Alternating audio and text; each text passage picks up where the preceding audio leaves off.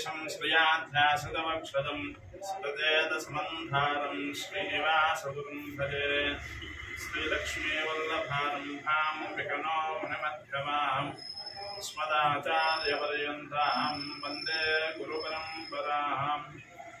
మిత్రులకి విజ్ఞప్తి, మన చిలకలూరుపేట పట్టణంలో వేంచేసి ఉన్న ఆర్యవైశ్య కళ్యాణ మండపంలో శ్రీ పద్మావతి గోదా సమేత కళ్యాణ వెంకటేశ్వర స్వామివారి దేవస్థానంలో ఇవాళ నుండి స్వామివారికి విశేషంగా శరన్నవరాత్రుల మహోత్సవంలో భాగంగా స్వామివారికి విశేష అర్చనా కార్యక్రమాలు, తదుపరి ఈ 9 రోజులు కూడా విశేషంగా అష్టలక్ష్మి అలంకారం జరుగుతుంది.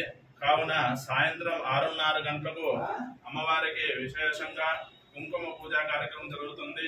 మహిళలచే ఈ యొక్క కుంకుమ పూజ చేయించడం జరుగుతుంది. కావున భక్తులందరూ కూడా ఈ యొక్క కార్యక్రమంలో పాల్గొని స్వామివారి యొక్క అమ్మవారి యొక్క అనుగ్రహాన్ని పొందవలసిందిగా కోరుతున్నాం.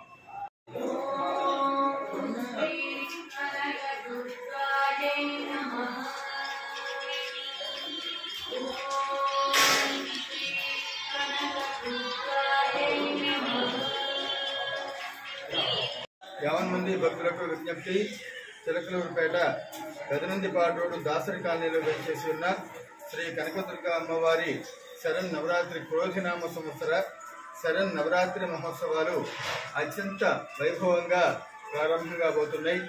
శరదృతువులో వచ్చేటువంటి శరదృతువు అంటే వాతావరణం చల్లగా ఉంటుంది.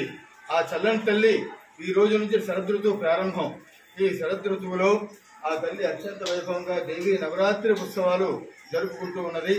ఈ రోజు నుండి 12వ తారీఖు శనివారం వరకు ఆ తల్లి దేవి నవరాత్రి ఉత్సవాలు అత్యంత వైభవంగా జరుగుతున్నాయి. ప్రతిరోజు కూడా అమ్మవారికి విశేష అలంకారములు, ప్రత్యేక కుంకుమ పూజా కార్యక్రమాలు, భజన కార్యక్రమాలు ఇవన్నీ కూడా జరుగుతూ ఉన్నాయి. ప్రతి ఒక్కరు కూడా ఈ కార్యక్రమంలో పాల్గొని దేవి నవరాత్రి ఉత్సవాలలో ప్రతిరోజు ఒక్కో రోజు ఒక్కో అలంకారంతో ఆ తల్లి మనకు దర్శనమిస్తుంది. మొదటి రోజు పార్వతీదేవి, అన్నపూర్ణాదేవి, కాళికాదేవి, రాజ్యలక్ష్మీదేవి, రాజరాజేశ్వరీ దేవి, గజలక్ష్మీదేవి, సరస్వతీదేవి, మహిషాసుర మర్దనీదేవి, తర్వాత పుష్పాలంకరణ దేవి, ఇట్లా ప్రతి రోజు ఒక్కో అలంకారంతో ఆ తల్లి మనకు దర్శనమిస్తుంది. ఈ రోజు తల్లి పార్వతీదేవిగా అమ్మవారు త్రిశూలం తీసుకుని పార్వతీదేవి కైలాస పర్వతంలో పార్వతీదేవి అలంకారం ఈ రోజు మనకు దర్శనమిస్తుంది. ఇట్లాగే ప్రతిరోజు కూడా అమ్మ అలంకారాలు జరుగుతాయి.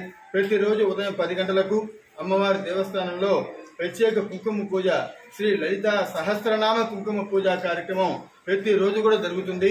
పూజలో పాల్గొనే వాళ్ళు 9:30 కల్లా వచ్చి ఈ దేవస్థాన కమిటీ వారిని సంప్రదించి ఈ పూజా కార్యక్రమంలో పాల్గొని అమ్మ ఆశీస్సులు పొందవలసిందిగా కోరు.